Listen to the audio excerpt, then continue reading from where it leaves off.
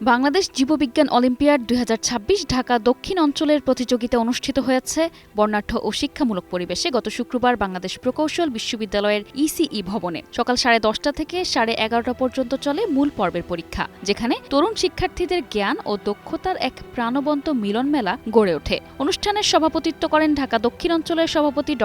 তাহমিনা ইসলাম। এছাড়া উপস্থিত ছিলেন ঢাকা বিশ্ববিদ্যালয় ও বাংলাদেশ প্রকৌশল বিশ্ববিদ্যালয়ের সম্মানিত শিক্ষকবৃন্দ, যাদের উপস্থিতি পুরো আয়োজনকে আরও মর্যাদাপূর্ণ করে তোলে।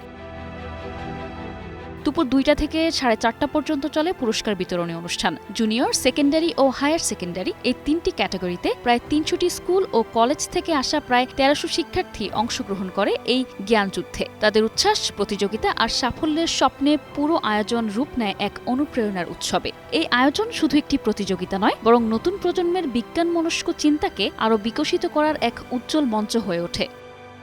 নিশা আলম, নিউজ ডেস্ক, 21 টেলিভিশন।